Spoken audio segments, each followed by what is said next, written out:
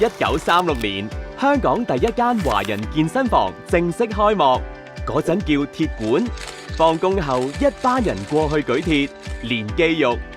喺嗰個年代，健身仲係小圈子，傳統鐵館會採用師傅帶徒弟嘅模式，設備要自製，連舉鐵架都要自己焊，兩個車胎駁埋一齊就等於而家嘅槓鈴。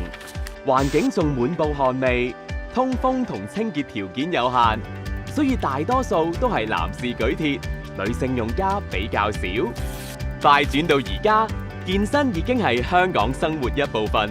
帶領呢個潮流嘅，正係247 Fitness。佢哋係香港最大嘅連鎖健身中心，喺中環、旺角、銅鑼灣、荃灣、港九新界，區區都有。業務仲擴展到內地同海外市場，簡直係健身版嘅便利店。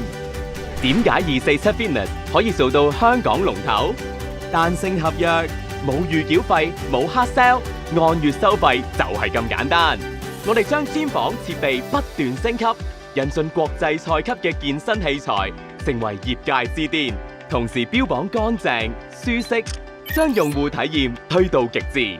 仲247開放，無論凌晨2點定清晨6點，你想練就練，247永遠喺度等緊你。唔止健身，旗下美容品牌純 June 即將喺銅鑼灣開設第2間分店，令大家健康美貌同時兼備。247 Fitness 真係將健身變成香港人不可或缺嘅生活日常。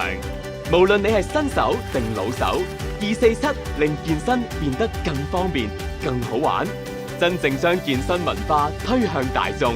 所以，無論你想展開健身旅程，抑或自我提升，247 Fitness 係你最佳選擇。247 Fitness Rewrite the Future。